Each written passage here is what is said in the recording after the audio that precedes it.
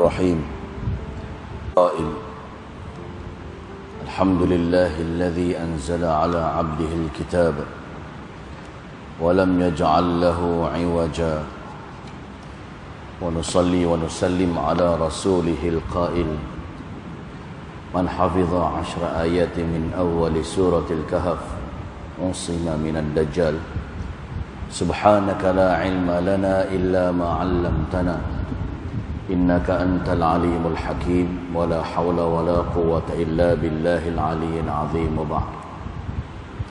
Assalamualaikum warahmatullahi wabarakatuh.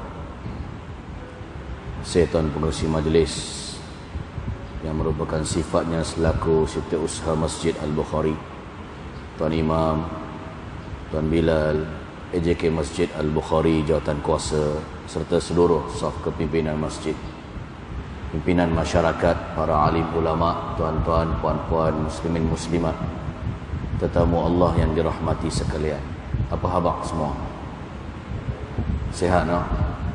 Alhamdulillah, syukur kehadrat Allah Subhanahu wa taala dapat kita sama-sama menunaikan kefarduan maghrib secara berjamaah dan duduk pada waktu yang lapang sementara menunggu isyak pada malam yang begitu baik, iaitu malam Sayyidul Ayyam, penghulu kepada segala hari, iaitu malam Jumaat, untuk menghadiri majlis ilmu.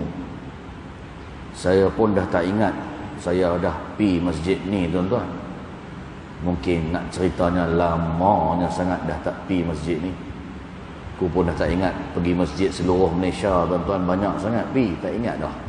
Bila tuan pengurusi kata kali kedua, dia kot. Kita pun rasa dia kot. Tuan-tuan yang dirahmati Allah Subhanahu wa taala,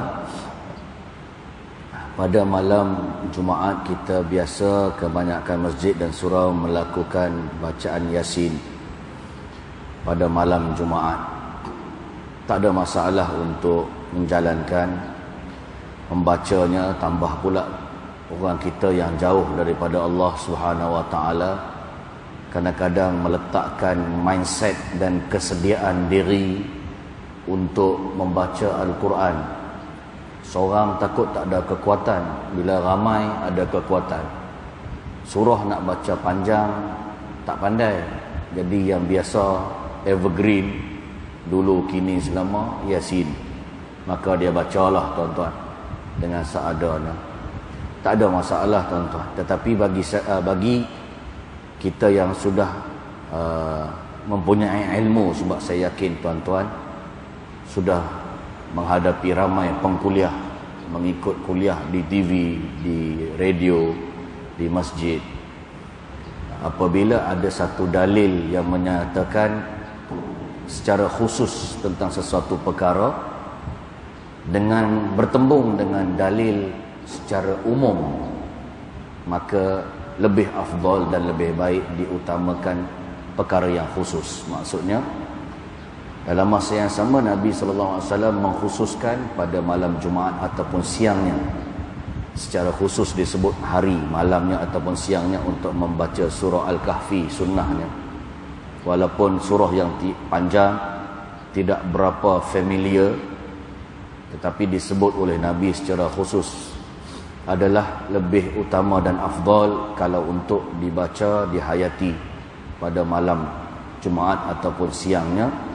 Bahkan hadis yang saya bacakan pada permulaan kuliah tadi disebut man hafidha 10 ayatin min awali suratil kahfi wa fi riwayatin min asyari awakhir min suratil kahfi usima minad dajjal. Sesiapa yang membaca ataupun menghafaz 10 ayat awal daripada surah Al-Kahfi, selamat dia daripada fitnah Dajjal.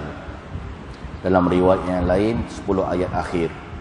Ada juga yang menyatakan kalau dibaca pada malam Jumaat ataupun siangnya, dia tahan selama seminggu. Kalau within tempoh tersebut turunnya Dajjal, munculnya Dajjal, tuan-tuan, dia akan selamat daripada fitnahnya. Tuan-tuan yang dirahmati Allah Subhanahu wa taala, itu yang saya masukkan khusus. Bila ada khusus, Di samping surah baca Quran, tak kira ayat apa termasuk Yasin, secara umum, khusus dengan umum, diutamakan khusus tanpa menafikan umum. Jadi tak ada masalah nak baca Yasin, boleh. Baca surah Kahfi lagi bagus.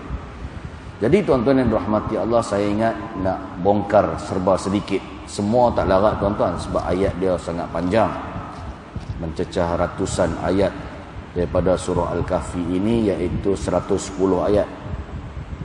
Tetapi kita menafsirkan secara tafsirul haikali, iaitu tafsir secara struktur umum, bagaimana surah Al-Kahfi ini boleh melawan Dajjal dan fitnahnya.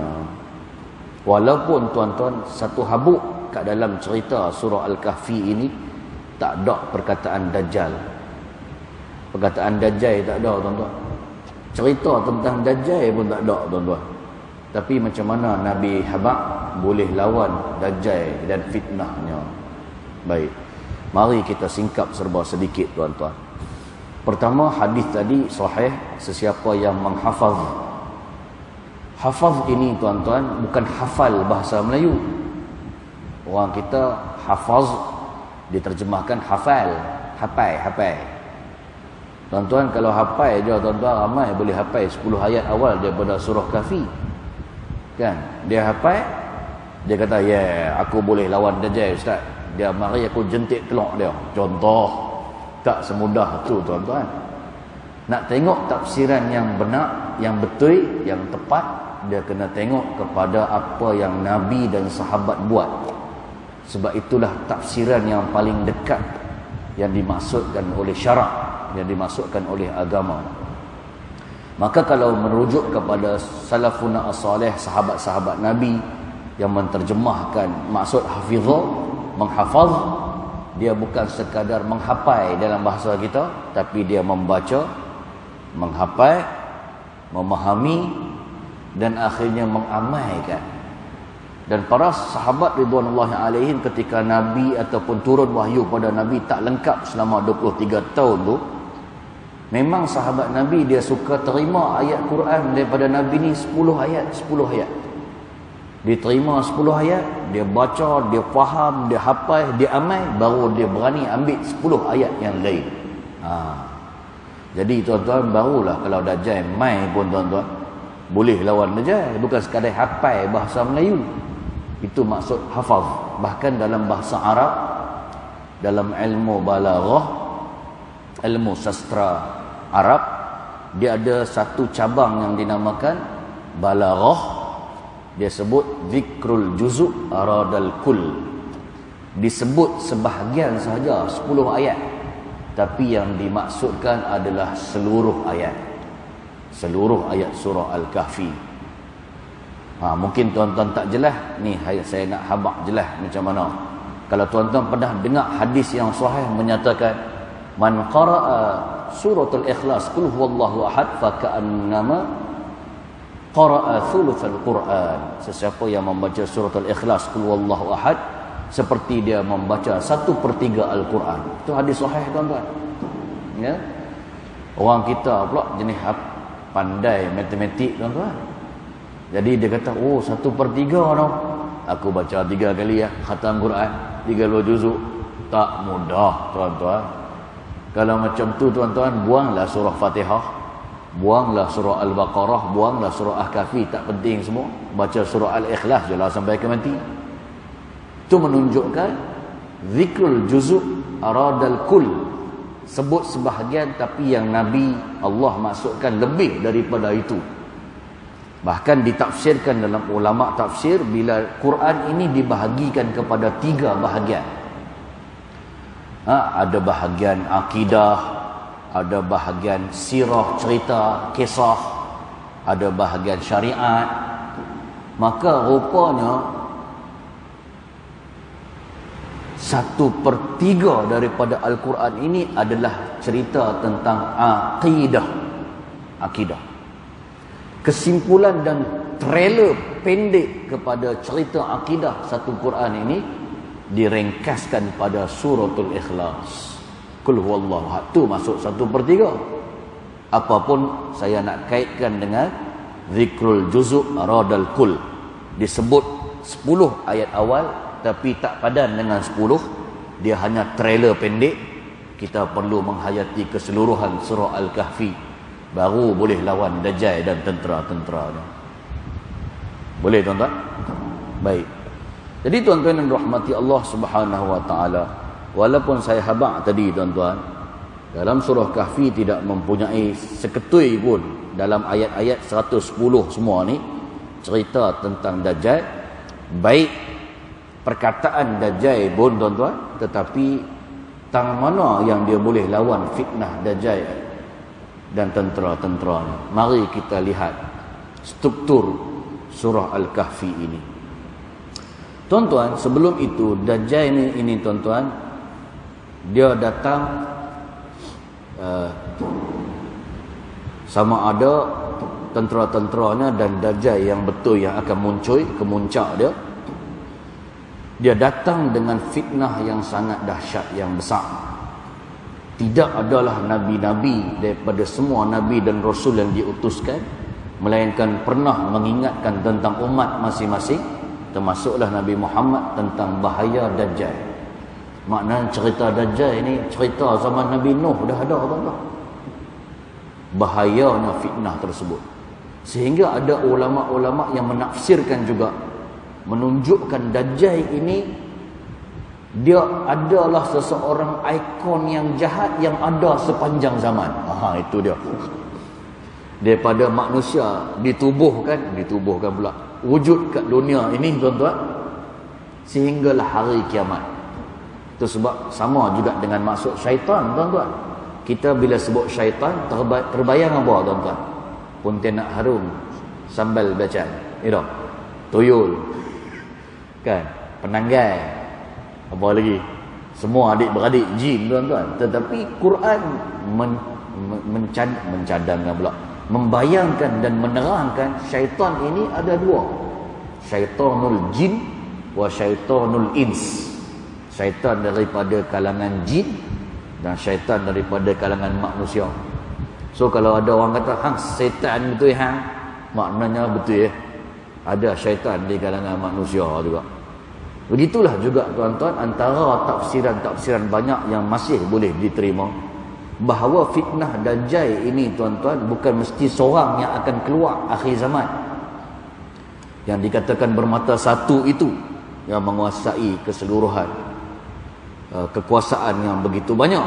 Tetapi segala kejahatan yang berada pada mana-mana zaman yang menyerupai akan kejahatan dan petaka Dajjal, semua boleh dipanggil Dajjal. Ya, itu sebab tuan-tuan yang rahmati Allah Subhanahu wa taala, di zaman Nabi pun ada seorang yang bernama Ibn Sayyad. Ibn Sayyad ni tuan-tuan memang mata sebelah lagi mata sepek tuan-tuan. Perangai dia pelik, cakap yang bukan-bukan. Ada orang nak pukul dia. Sampai sahabat Nabi kata, ni ikut Dajjal. Nabi pun nampak, Nabi tak kata ya, tak kata tidak. Menunjukkan tuan-tuan apa? Menunjukkan bahawa Nabi tak tolak, Nabi tak kata ya juga. Ada kemungkinan, dan inilah tafsiran yang diambil oleh golongan tadi yang saya kata, orang yang jahat berupa perangai Dajjal tuan-tuan, boleh dianggap Dajjal pada umat dan pada zaman tersebut. Baik. Tuan-tuan yang rahmati Allah Subhanahu wa taala, datangnya Dajjal ini dengan fitnah yang banyak. Tuan-tuan akan cuba tafsir, teliti dan tengok adakah dia telah wujud ataupun tidak. Ya. Sebab perbahasan tentang akhir zaman ni pun ulama-ulama pecah banyak tuan-tuan. Kan, turutan hari kiamat besar pun tuan-tuan, mana yang berlaku dulu, pecah tafsiran banyak. Adakah dia kata benda ni hakikat yang sebenar ataupun kiasan? Ada terpecah sangat banyak. Kita cuba ambil sedaya yang mampu, tafsiran yang agak wasatiyah, yang sederhana, yang semua insya-Allah boleh faham dan mengambil keiktibaran. Apapun Dajjal ini, dia datang dengan Allah bekalkan fitnah yang paling besar dalam lipatan sejarah manusia adalah fitnah Dajjal. Termasuklah akhir zaman nanti, klimak dia akan muncul dalam bentuk seorang manusia yang real. Dan inilah kemuncak yang dikatakan tidak ada fitnah yang lebih besar daripada itu. Baik, apakah fitnah-fitnah yang datang bersekali dengan dia? Ada 4. Ada 4, tuan-tuan. Ada apa? Ada 4. Pertama, fitnah kepercayaan. Fitnah akidah. Akidah ni bahasa canggih lah, tuan-tuan. Bahasa tak canggihnya kepercayaan, ataupun orang Jawa sebut belief system. Tu dia punya penangan yang pertama. Pasal apa orang boleh terpedaya dengan kepercayaan yang begitu dahsyat? Sebab dia ni lagak dia macam Tuhan. Dia menghidupkan orang yang mati. Dia jumpa, ni Tok Wan Hang, Mak Pak Hang dah mati, ni gambar dia kan, ni kubur dia. Mari sini aku hidupkan dia balik. Hidup. Bangkit balik dari kubur. Habaq pula, ini Mak Hang, takkan hang tak beriman, ni Tuhan kita Dajjal. Macam yang jenis orang boleh hidupkan mati, orang yang mati ni tuan-tuan, kerja Tuhan. Doktor pun tak boleh, tuan-tuan. Doktor tahan dan rawat bolehlah, hidupkan orang mati tak boleh, tuan-tuan. Dalam sejarah Nabi Isa boleh, itu pun dengan izin Allah. Tiba-tiba depan mata kita, bukan dia pun sebenarnya, tetapi syaitan yang menyerupai dan bekerjasama dengan Dajjal ini.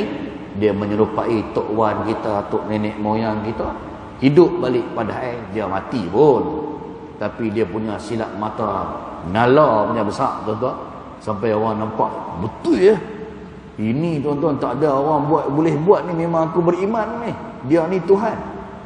Fitnah sampai lagu tu, tuan-tuan. Bukan sekadar tu, tuan-tuan, disebut bahawa pengikut-pengikut Dajjal mengistilahkan tuan dia ataupun Dajjal itu sebagai Tuhan.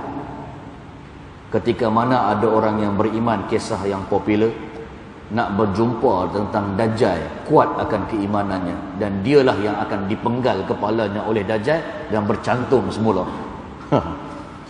Ketika mana nak masuk tempat nak jumpa Dajjal itu, dia dikawal oleh tentera-tentera Dajjal. Dia kata, hang nak pergi mana? Aku nak jumpa Dajjal. Weh, Muhammad ni kurang ajar, jom kita bantai, bunuh dia habis. Jangan bunuh dia dulu. Ingat tak, Tuhan kita pesan. Tu dia, hadis tu saya dah terjemah dah. Tuhan kita pesan, Tuhan. Kalau ada orang yang nak jumpa dia, ciri dia macam ni, tahan dia, bagi dia jumpa aku. Masa tu, tuan-tuan, trending. Orang mengatakan, tuan-tuan, dia adalah Tuhan. Trending macam kat YouTube, cerita popular, semua orang kata dia Tuhan. Trending, dia menyatakan Dajjal itu Tuhan. Sampai dia boleh menurunkan hujan. Tuan-tuan, kerja turun hujan, tuan-tuan. Mana pernah, tuan-tuan, manusia boleh buat, tuan-tuan? Pembenihan awan pun, tuan-tuan, kos tu dia, tuan-tuan, juta. Keluarlah sejemput hujan. Ni tiba-tiba, tuan-tuan, boleh turunkan hujan. Pi dekat Al-Ustaz, tuan-tuan, tengok kemarau. Contoh, tiba-tiba dia kata, Al-Ustaz, banjir sungguh, tuan-tuan. Dia pi kat Selangor, tuan-tuan, dia tengok Selangor, tuan-tuan, apa? Dia kata Selangor kering, kemarau on the spot.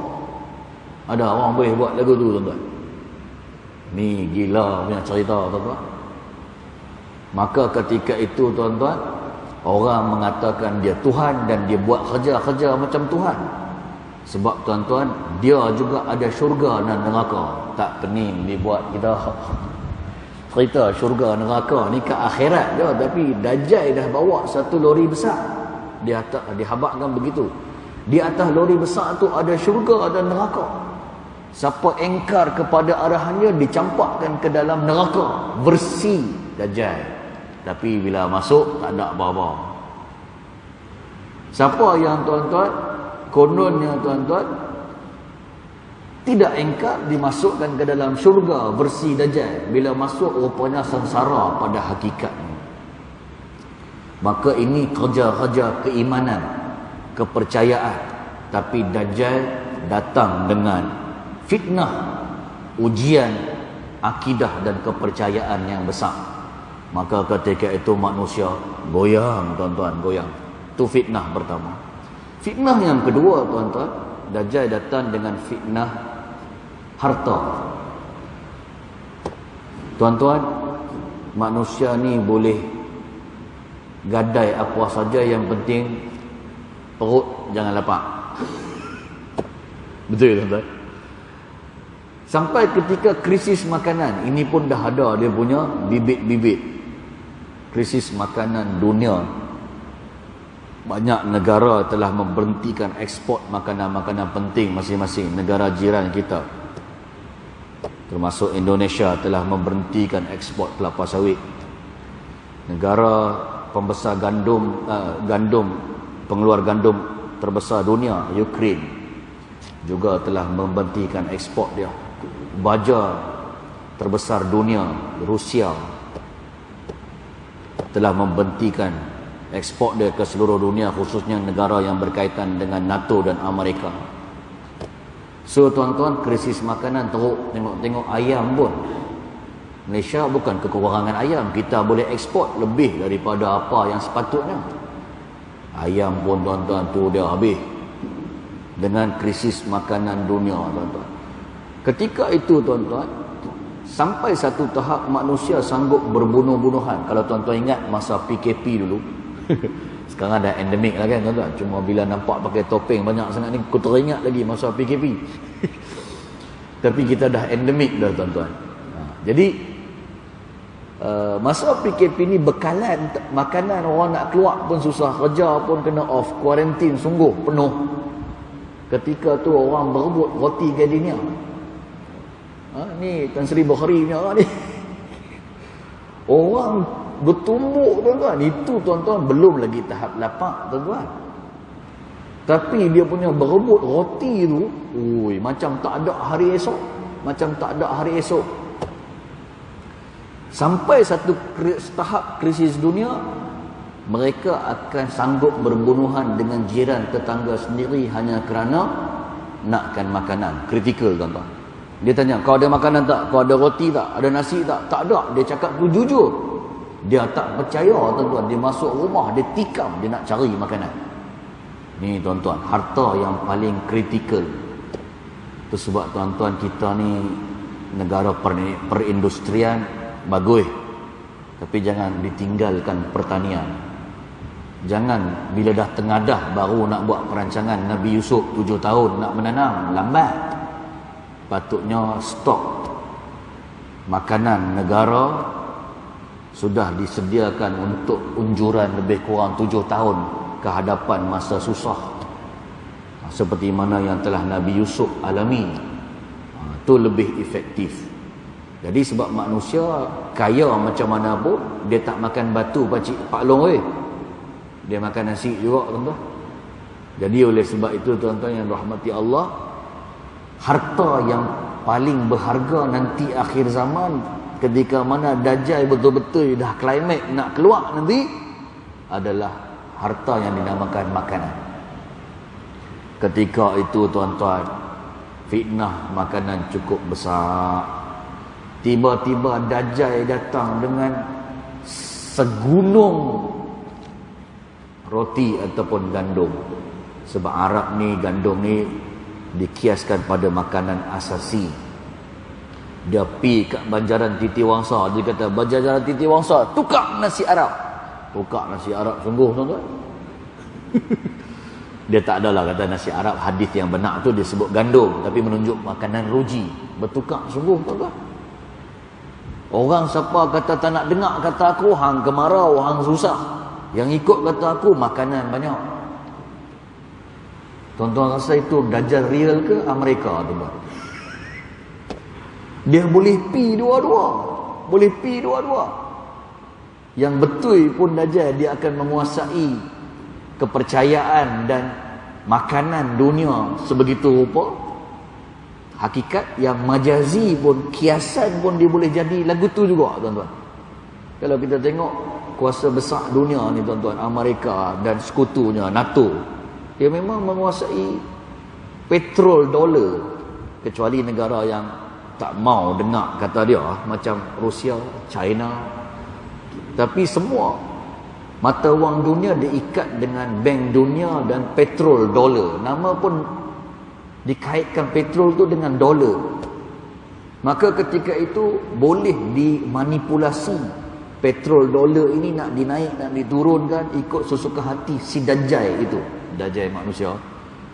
So nak kata Amerika pun mungkin juga boleh lah tuan-tuan. Siapa yang dengar kata dia, okey, negara dia dekat negara-negara barat yang ikut style dia, senang lena. Negara yang tak ikut kuasa aku, nah aku bagi perang, aku tarik ekonomi, aku kasih sekatan ekonomi. Macam iya juga tuan-tuan. So tafsiran yang tidak boleh ditolak juga 100%. Jadi apapun fitnah harta yang merupakan makanan, itu fitnah kedua yang besar tuan-tuan. Itu fitnah Dajjal. Fitnah yang ketiga adalah fitnah ilmu. Sebab Dajjal datang dengan ilmu yang luar biasa tuan-tuan. Dia selain daripada menghidupkan yang mati, dia ada juga ilmu yang cerita lelaki tadi tu. Dia kata, hang kena beriman dengan aku. Nampak pengikut-pengikut aku semua kata aku Tuhan. Tak, hang Dajjal. Nanti aku penggal kepala hang kan, mati. Penggal lah. Aku semakin yakin kau ni adalah Dajjal. Dia tak tahan tuan-tuan. Dia belah guna senjata canggih dia. Terbelah dua pemuda ni. Ilmu Dajjal ni. Bila terbelah dua tuan-tuan, satu kat utara, sebelah timur, satu sebelah barat. Lebih kurang 30 hingga 50 meter, terpecah dua. Dajjal panggil sekali je, pong, bercantum. Cantum balik, hidup balik tuan-tuan. Kemudian dia tanya, macam mana? Hang nak beriman dengan aku? Aku Tuhan hang. Aku bertambah yakin, hang Dajjal. Kemudian Dajjal tak boleh buat apa. Sebab sihir tidak boleh diulang berkali-kali pada waktu yang rapat. Itu sebab sebenarnya orang yang mendatangi tukang nujum, tukang sihir, orang jahat ni tuan-tuan, mereka pun struggle juga tu. Dia nak mandrem tu tak jadi sekali tuan-tuan. Dia kena ulang tok bomoh, duit habis banyak tuan-tuan. Lepas tu belum cerita lagi jin tu kacau dia lagi. Dia kena ulang mandrem, buat benda-benda tak senonoh berkali-kali. Kalau nak buat kerap waktu yang cepat, yang tepat, yang dekat, susah. Tu sebab Dajjal pun bila dicabak oleh orang muda ni, sekarang aku dah bercantum balik, aku bertambah yakin hang adalah Dajjal. Kalau boleh pancung balik kepala aku. Dajjal pun tak boleh buat apa. Lari lintang buka dia biarkan pi. Ini tuan-tuan. Tetapi apapun keilmuan Dajjal itu luar biasa tuan-tuan. Dia boleh berjalan, tidak mana ada lembah di seluruh dunia ini melainkan akan dilalui dan dimasuki oleh Dajjal dalam keadaan yang cepat, menggunakan tunggangan seperti telinga kedai yang panjang, yang laju merentasi. Ada yang mengatakan itu adalah jet pejuang yang lajulah tuan-tuan.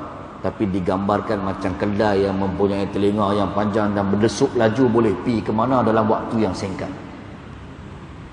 Maknanya ilmu dia tu lain macam tuan-tuan. Bahkan kita tahu dia ditolong oleh jin dan syaitan. Teknologi jin dan syaitan ni dia atas pun power, bawah pun power. Atas dia naik sampai satelit, bawah dia menyelam sampai ke 7 dasar lautan punya dalam. So dia punya ilmu teknologi jin syaitan digabungkan pula dengan Dajjal, luar biasa tuan-tuan. Maka ketika itu fitnah ilmu ini menjadikan orang goyang, kacau. Tu fitnah nombor 3. Fitnah nombor 4 dinamakan fitnah kerajaan. Kerajaan yang mencengkam. Kerajaan ni tuan-tuan, satu hari bagai setahun lamanya. Hari kedua bagai sebulan lamanya, hari ketiga bagai seminggu, dan hari keempat adalah hari-hari seperti mana hari kamu. Itu maksud hadis yang saya terjemahkan. Maknanya lama tuan-tuan, dalam 40, ya, 40 hari, 40 malam. Tetapi gambarannya satu malam ada 3 fasa lah. Satu malam setahun, satu malam lagi sebulan, satu malam lagi seminggu, sebelum dia jadi macam hari-hari yang lain. Kalau kira balik lebih kurang nak dekat 2 tahun tuan-tuan, kalau kira biasa. So kerajaan dia ketika itu sangat mencengkam. Kalau tuan-tuan tengok, bagi orang yang meneliti ilmu eskatologi, dia tidak mengatakan Dajjal ini kaku sekadar Dajjal yang ada satu mata yang akan keluar pada akhir zaman. Kita bayangkan dia macam besar badan dia. Dia juga mengatakan tuan-tuan bahawa Dajjal ini Allahumma salli ala sayyidina Muhammad, yang mempunyai 3 masa ini ditafsirkan kepada perang 3 fasa. Perang dunia pertama, perang dunia kedua, dan perang dunia ketiga. Wallahu a'lam. Perang dunia pertama, kalau tuan-tuan tengok, dia akan jadi apa? Pax Britannica disebut. Menjadikan British ketua dan menguasai dunia ketika itu. Tu zaman tok-tok nenek moyang kita 50-60 kan British masa tu. London, England, tu dia punya kuasa Dajjal dunia. Kan, itu lama sikit. So perang dunia pertama itu bagi siapa yang mengkaji sejarah peradaban barat, dia mengatakan itulah dia antara ciri-ciri Dajjal dah. Masuk perang dunia kedua, dia nak tukar pula pusat pentadbiran ke Amerika. Dia buat perang yang tak logik. Akhirnya jadilah Pax Americana. Ketika itu pusat pentadbiran dunia ditukar kepada Amerika. Dan Amerika menjadi negara Uncle Sam. Waktu dia lebih pendek daripada Pax Britannia. Lebih pendek. Itu sebab yang kata 1 hari sama dengan setahun. Itu kiasan menunjukkan lama. Hari kedua macam sebulan, pendek sikit. Hari ketiga adalah macam seminggu, lagi pendek. Dan tuan-tuan kalau perhatikan tuan-tuan, sekarang ini Amerika sedang menguasai dunia, dia anggap Dajjal lah. Ada setengah mengatakan dia Dajjal, cuma tidak timbul dalam bentuk manusia lagi. Tetapi apa yang Amerika pegang semua rosak. Pegang pendidikan rosak, pegang sistem sosial rosak, pegang tuan-tuan apa yang disebut sebagai politik rosak, pegang ekonomi rosak, macam perangan Dajjal juga. Pergi kat negara Arab, semua nak ajak perang, semua nak ajak gaduh, semua nak rosak kan. Ni kira Dajjal. Ada juga orang kata Dajjal. Maka yang ketiga ini tuan-tuan adalah lebih pendek. Dia nak pergi kepada Pax Judaica, iaitu dia nak jatuhkan ekonomi Amerika. Dia bagi COVID, dia turunkan ekonomi Amerika sendiri pun teruk. Sebab Amerika nombor 1 negara hutang paling banyak kat dunia. Ku ingatkan Malaysia lah tuan-tuan, bila tengok data yang betul, negara paling banyak hutang kat dunia Amerika tuan-tuan. Sampai dia tak boleh bangun lagi, negara-negara Arab semua dibuat normalisasi dengan Yahudi dan Amerika. Road to Judaica, iaitu Yahudi, Jerusalem untuk menjadi pusat pentadbiran dunia yang ketiga selepas Amerika, on the way. So lebih pendek lagi berbanding Pax Britannia, Pax Americana, lepas ni Pax Judaica, iaitu Judaism, iaitu Yahudi. Pusat pentadbiran bukan lagi dekat Amerika, Washington, tapi dekat mana? Baitul Maqdis. Nak tunggu the true Messiah kononnya. Dajjal lah besi dia orang. True Messiah tu Masih bagi mereka Dajjal. Masih bagi kita siapa? Nabi Isa. Tu climax dia tuan-tuan. Tu lebih pendek. Tapi dikatakan dia mulakan dengan perang dunia ketiga dahulu. Perang dunia ketiga kalau tengok dia punya benih dah ada tuan-tuan. Bagaimana Rusia berlawan dengan Amerika tuan-tuan. Rusia dah tak tahan. Amerika ni pembuli dunia, polis dunia. Pi sana buat kacau, pi Iraq kasa perang, kata ada senjata apa musnah, cek tak ada, buat pula 9/11 terbongkar pula bukan kapal terbang saja dibuat untuk menyerang negara-negara dan memomokkan Islamfobia. Pi pula ke Afghanistan, Afghanistan pun jadi rosak, semua pembuli. Maka Rusia ni negara yang kuat juga, tak tahan kena buli, nah dia serang balik Ukraine. Maka ketika itu mungkin lepas ni lebih teruk lagi, bila perang dunia ketiga diramalkan more tu perang nuklear. Maka ketika itu kita dah dengar bibit-bibit Rusia pun kata nak tarik satelit dia yang mengakibatkan 5G hilang, komunikasi dunia putus. Mereka pun tuan-tuan pun ada kuasa satelit juga.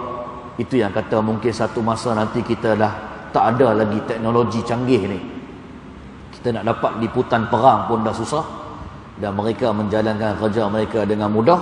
Dan ketika itu naik kuda lah balik tuan-tuan, tradisional balik. Tak ada dah rakan-rakan mana YouTube apa semua, influencer entah mana tak tahu. Habis. Maka dimulakan dengan perang nuklear. Bila nuklear ni elektromagnetik, 5G teknologi mungkin musnah dan kembali kepada balik asal.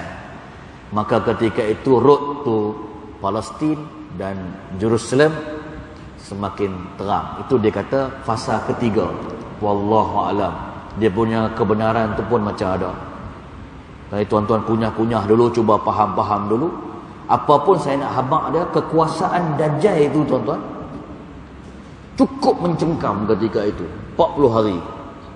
Yang lamanya macam saya sebutkan 3 fasa tadi, barulah jadi fasa yang macam biasa seperti mana hari-hari kamu. Maka tuan-tuan, 4 fitnah ini yang akan bersekali, yang Allah bekaikan dan izinkan kepada makhluk yang bernama Dajjal dan tentera-tenteranya untuk mendapat kekuasaan 4 ini. Saya ulang, kekuasaan, kepercayaan, fitnah kepercayaan, fitnah harta yang merupakan makanan, fitnah ilmu, kebijakan Dajjal dan sokongan jin dan syaitan, dan yang keempat adalah fitnah kerajaan dan kekuasaan. Maka surah Al